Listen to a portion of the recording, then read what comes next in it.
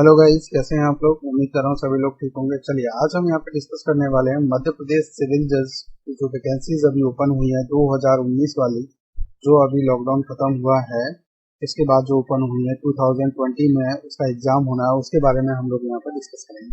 तो चलिए सबसे पहले मैं आपको दिखाना चाहूँगा नोटिफिकेशन और उसमें कौन कौन सी डेट है, कब आपको फॉर्म भरना है, कब आपका एग्जाम होगा, इससे रिलेटेड हम आपको इन्फॉर्मेशन देंगे। और नेक्स्ट वीडियो में हम आपको बताएंगे उसका सिलेबस क्या है और तैयारी कैसे करनी है। तो चलिए सबसे पहले तो हम फॉर्म्स भरने की बात करते हैं, शुरुआत करते हैं कि सिविल जज बनना कैसे है और उसके लिए हमें कौन सा फॉर्म भरना है। तो चलिए सबसे पहले देखिए, मैं आपको बताना चाहूँगा दूसरी स्टेटों में आपको वहाँ का पीएससी जनरली एग्जाम करवाता है, पर यहाँ पर मध्य प्रदेश में एमपी हाई कोर्ट यहाँ पर एग्जाम करवाता है। तो सबसे पहले आपको एमपी हाई कोर्ट ये टाइप करना है। अब जैसे इसको आप गूगल में सर्च करेंगे तो हाईकोर्ट की ये mpHC.gov.in तक ये वेबसाइट ओपन होगी, तो इस पर सीधे से क्लिक कीजिए और नेक्स्ट यहाँ पर हम बात करने वाले हैं MP high court of Madhya Pradesh. ये वेबसाइट ओपन हो जाएगी। इसके बाद में आप ये जो लेफ्ट साइड में यहाँ पर ऑप्शन देख रहे हैं कि यहाँ से कहाँ से हम लोग वैकेंसी देखें, उसके संबंध में मैं आपको बताना चाहूँगा।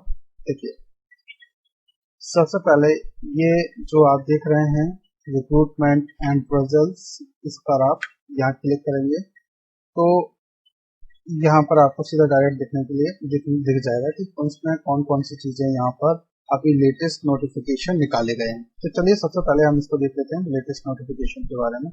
देखिए इस पर क्लिक करते हैं। क्लिक करने के बाद में आप यहाँ पर देखेंगे सेकेंड नंबर 5 सितंबर 2020, जैसे कि ये आप देख पा रहे होंगे। यहाँ देखिए वैकेंसी में लिखा है कि एडवर्टीजमेंट ऑफ सिविल जज class second entry level exam 2019 phase second. तो ये एक्चुअली 2019 का जो एग्जाम है कोविड-19 की वजह से थोड़ा सा डिले हुआ है। चलिए ये नोटिफिकेशन आ गया। अब यहाँ पर हम क्लिक करके देखते हैं नोटिफिकेशन में क्या है और इसको कंटिन्यू करते हैं। चलिए जरा ध्यान दीजिए।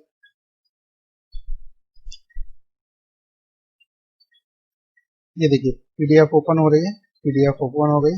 मैंने इसको थोड़ा सा जूम कर दिया जिससे आपको क्लियर ये दिख पाए। हाँ ठीक है, सही है। चलिए जरा ध्यान दीजिए। देखिए ये मध्य प्रदेश उच्च न्यायालय जबलपुर सिविल न्यायाधीश वर्ग 2 प्रवेश स्तर परीक्षा 2019 फेज 2, इसकी अभी विज्ञापन ओपन हुआ है और जिसका आप देख पा रहे हैं ये 2019 की वैकेंसी है और जो 5 सितंबर 2020 को ओपन हुई है। चलिए अब इसमें देखिए फॉर्म वगैरह भरने की क्या डेट है, कैसे भरा जाएगा, ये मैं आपको थोड़ी सी इसकी इन्फॉर्मेशन देना चाहूंगा। चलिए जरा ध्यान देते हैं। आवेदन भरने की प्रारंभ तिथि जो है वो कितनी होगी, तो यहाँ पर देख पाएंगे आप ये 22 सितंबर 2020 यानी कि मंगलवार से दोपहर 12 बजे से स्टार्ट होगी। ठीक है, अब अगला जरा ध्यान दीजिए यहाँ पर। नेक्स्ट आवेदन करने की अंतिम तिथि कब होगी, तो अंतिम तिथि के लिए ये 5 नवंबर 2020 गुरुवार और रात को 11:55 तक ये चले। फिर अगर कोई फॉर्म भरने में कोई मिस्टेक हो गई है तो उस मिस्टेक को कैसे सुधारा जाए, इसके लिए ये आवेदन में त्रुटि सुधार हेतु प्रारंभ जो तिथि है वो है 10 नवंबर 2020 मंगलवार दोपहर 12 बजे से, और अंतिम तिथि कब तक रहेगी जिसमें त्रुटि सुधार करने के लिए, यानी कि जो मिस्टेक हो गई है, किसी की डेट ऑफ बर्थ में मिस्टेक हो गई है या कोई एजुकेशन में कोई बाय मिस्टेक, कभी कभी डिफॉल्ट भी कुछ चेंज हो जाता है सबमिट करने से पहले, बाद में जब हम लोग देखते हैं कुछ मिस्टेक हो गई तो उसको सुधार करने की जो अंतिम तिथि है वो यहाँ पर 12 नवंबर 2020 यानी कि गुरुवार की बात कर रहे हैं। ये रात को 11:55 तक आप इसमें करेक्शन कर पाएंगे। अगला जो देखिए ये इंपॉर्टेंट डेट है, इनको थोड़ा सा ध्यान रखिएगा। नेक्स्ट यहाँ पर देखिए ऑनलाइन प्रारंभिक परीक्षा की जो तिथि है वो कौन सी है। देखिए जरा यहाँ पर अभी एग्जामिनेशन की डेट अभी डिसाइड नहीं की गई, तो पहले अभी वैसे हर बार क्या होता था ये डेट फिक्स आती थी, पर इस बार ये डेट फिक्स नहीं आई है। तो हो सकता है कि कुछ समय के बाद डेट अभी आए, तब तक के लिए अभी केवल फॉर्म भरवाने की व्यवस्था की गई है। तो चलिए इसकी थोड़ी सी और इन्फॉर्मेशन हम लोग लेते हैं कि किस साइड से ये फॉर्म भरा जाएगा। तो इसकी थोड़ी सी जानकारी के लिए देखिए सबसे पहले हम यहाँ पर जान लेते हैं कि पोर्टल पर शुल्क कितना लगना, फीस कितनी होगी फॉर्म भरने की। तो यहाँ पर देखिए एक चीज क्लियर करना चाहूंगा आप लोगों को कि जो आउट ऑफ सिटी है, सॉरी आउट ऑफ स्टेट है, ऐसे लोग जो बाहर से कहीं से फॉर्म भरना चाहते हैं, बाहर का मतलब है जैसे उत्तर प्रदेश, राजस्थान, किसी अदर स्टेट से हैं, तो वो अनारक्षित वर्ग तथा मध्य प्रदेश राज्य के बाहर के निवासी, ये सभी आवेदकों के लिए जो फीस रहेगी 722 रुपीज 16 पैसा, और इसके साथ में सेवा प्रदाता का जो शुल्क है वो कितना हो गया, ये 400 रुपीज। तो टोटल जो परीक्षा शुल्क है, अर्थात अगर इसको हम कैलकुलेट करें तो यहाँ पर हो जाएगा ये 1122 रुपीज 16 पैसा, इतना भरना पड़ेगा। तो आप सीधे से आप समझ सकते हैं इसको, जनरल कैटेगरी प्लस जो आउट ऑफ स्टेट स्टेशन से जो लोग आते हैं, कि आउट ऑफ स्टेट के जो अभ्यर्थी हैं, कैंडिडेट्स हैं, अदर स्टेट वाले लोग, उनके लिए फीस कितनी रहेगी 1122 रुपीज 16 पैसा। और जो लोग मध्य प्रदेश के निवासी हैं और आरक्षित वर्ग और समस्त दिव्यांग आवेदकों के लिए, आरक्षित मतलब जो रिजर्वेशन कैटेगरी में आते हैं वो लोग, और जो लोग दिव्यांग हैं यानी कि जो फिजिकली हैंडीकैप्ड हैं, उन सब के लिए यहाँ पर 722 रुपीज 16 पैसा दे होगा। यहाँ पर केवल ये शुल्क लिया गया है इनसे, और ये जो 400 एक्स्ट्रा था वो इनको एग्जाम्प्ट कर दिया गया। चलिए अब जरा ध्यान देंगे हम यहाँ पर। सबसे पहली बात जो की गई थी कि जो बाहर के निवासी हैं, यानी कि ऐसे अभ्यर्थी जो मध्य प्रदेश राज्य के मूल निवासी नहीं है, उन्हें संपूर्ण चयन प्रक्रिया में अनारक्षित वर्ग के अभ्यर्थी माना जाएगा, यानी कि जनरल कैटेगरी की काउंट की जाएगी। चलिए आगे कैटेगरी कौन सोचते हैं यहाँ पर। अब इम्पोर्टेंट चीज यहाँ पर देख लेते हैं कि क्या क्या है।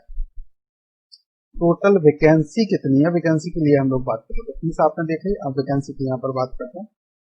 देखिए तो जो रिक्त पद की बात है, कितने रिक्त पद हैं, तो यहाँ पर देखिए कुल रिक्तियां दिखाई गई हैं 252, 192 प्लस 60। और यहाँ पर एक चीज और देखेंगे थोड़ा सा, हाँ अब ये जो थोड़ा सा डिस्क्रिप्शन देख लीजिए। जनरल जो कैटेगरी के 96 प्लस 6, और एससी की जो सीटें हैं 31 प्लस 2, और जो ओबीसी की सीटें हैं 27 प्लस 2, और अनुसूचित जनजाति यानी कि एसटी की सीटें हैं 38 प्लस 48 और प्लस 2, इतनी सीटें हैं। अब यहाँ पर जरा थोड़ा सा हम लोग एक बात और ध्यान देंगे। देखिए उपरोक्त पदों में 192 में से स्थायी दिव्यांग अभ्यर्थी को the right of person with disability act 2016 के नियम में वर्णित प्रावधानों के अनुसार उनको आरक्षण कुल रिक्तियों का 4% होगा, तो इनके लिए कितना है 4%। चलिए तो ये तो बाद में आप डिस्कस भी कर सकते हैं, बाद में आप पढ़ भी सकते हैं इनको डिटेल में। तो सबसे पहले हम यहाँ पर जान लेते हैं कि वैकेंसी कितनी है और फॉर्म कैसे भरा जाना है। तो इसके संबंध में मैं आपको लेकर चल रहा हूँ आगे, पूरा ध्यान दीजिएगा।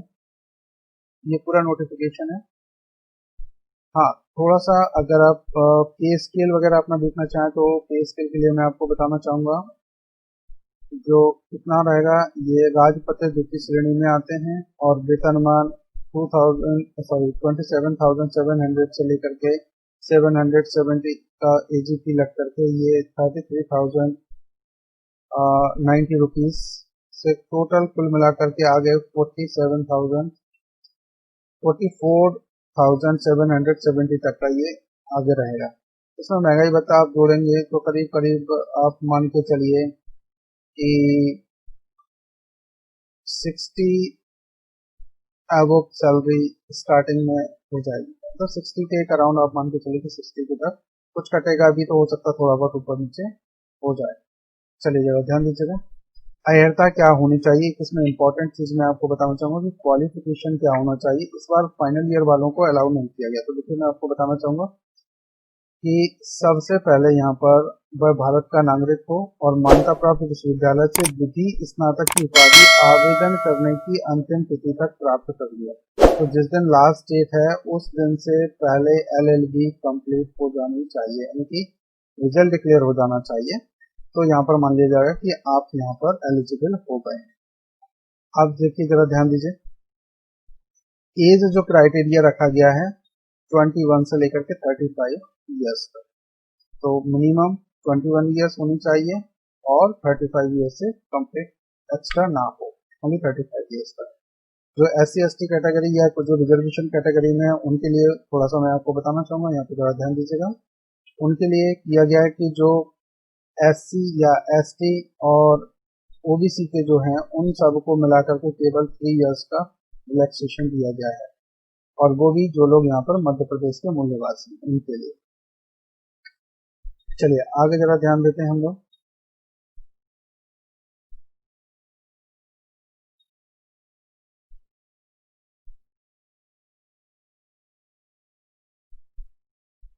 जो इम्पोर्टेंट चीजें हैं वो मैं आपको दिखा दूं, बाकी का नोटिफिकेशन तो आपको पढ़ना रहेगा। एक बार मैं आपको डिस्क्रिप्शन बॉक्स में ये लिंक प्रोवाइड करने की कोशिश करूंगा, वहां से आप कर सकते हैं, या डायरेक्ट MP हाईकोर्ट का जैसे दिखाया मैंने स्टार्टिंग में वैसे आप करके तो फॉर्म भर सकते हैं।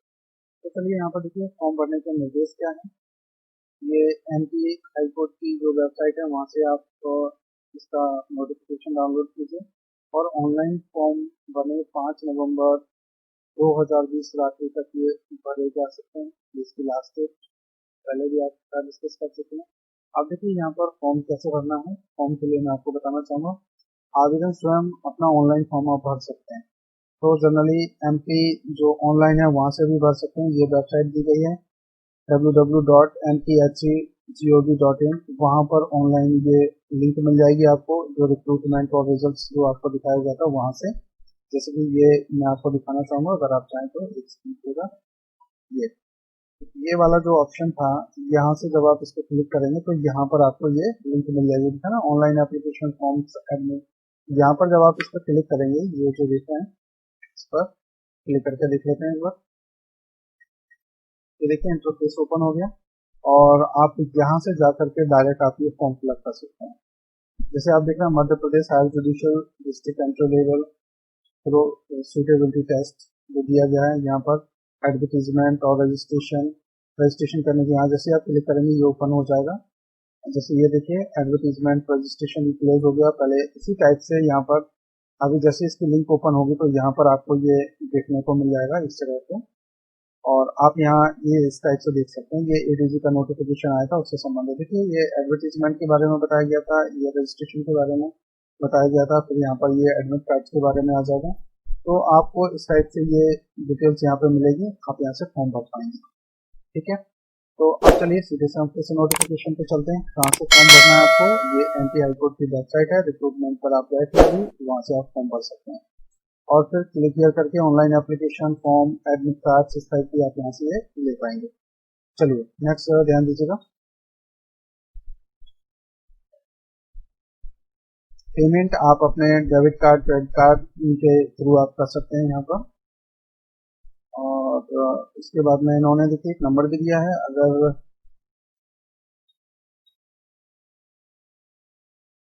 ये नंबर दिया, इस नंबर पे अगर कोई भी आपको टेक्निकल प्रॉब्लम आती है, फॉर्म भरने में कोई प्रॉब्लम्स होती है, तो आप इस नंबर पर कांटेक्ट कर सकते हैं। ये नंबर दिया 02261306271, इस पर कांटेक्ट करके आप इनसे बात करके अपना प्रॉब्लम सॉल्व आउट कर सकते हैं, अगर फॉर्म भरने में कोई टेक्निकल प्रॉब्लम होती है तो। और इसके बाद में अगला इसके मैं चरण आपको बता देता हूँ, परीक्षा के कौन कौन से होंगे। 3 चरणों में एग्जाम होगा। ऑनलाइन प्रीलिम्स होगा, ये मेंस आपका रिटन में होगा, ये ऑनलाइन नहीं होगा। अब जैसे भी आगे व्यवस्था हो, अभी तक तो ये मुख्य परीक्षा से रिटन में होती थी, और साक्षात्कार में ये इंटरव्यू से रिलेटेड आपको बुलाया जाएगा। जब आप प्री क्वालिफाई कर लेंगे, मेंस क्वालिफाई कर लेंगे, इसके बाद आपका इंटरव्यू होगा। और यहाँ पे थोड़ा सा एग्जामिनेशन के बारे में मैं आपको थोड़ा सा गाइडलाइन देना चाहूँगा।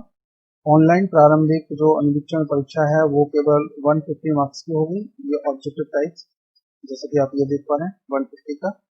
और इसके बाद में जो सेंटर होंगे वो कहाँ कहाँ पड़ेंगे, सेंटरों का आप जरूर ध्यान रखिएगा, क्योंकि आपके ज़्यादा दूर ना हो वो ज़्यादा बेटर है।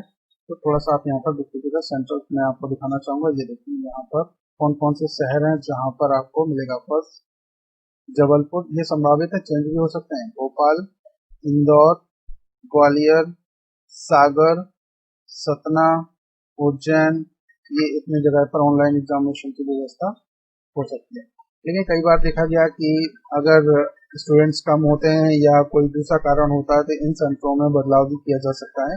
तो जैसे ग्वालियर वालों को मैंने देखा है कई बार इनको जबलपुर दिया गया, या फिर इनको कुछ लोगों को भोपाल भी दिया गया, महिलाओं को जो लोकल थी उनको यहाँ ग्वालियर ही प्रोवाइड किया गया। तो इस टाइप से कभी कभी सेंटर भी चेंज कर देते हैं, फिर भी आप अपने अकॉर्डिंग इसको चूज कर सकते हैं अभी फॉर्म भरने में। तो चलिए अब यहाँ से जो आपके कौन कौन से सब्जेक्ट्स आने हैं, मैं केवल एक बार आपको बता देते हैं, इसके सिलेबस वगैरह के बारे में हम नेक्स्ट वीडियो में डिस्कस करेंगे, तो आप वहाँ से कर सकते हैं। ये प्रीलिम्स का सिलेबस है, थोड़ा सा दिखाना चाहूंगा, जितनी जगह ध्यान दीजिए।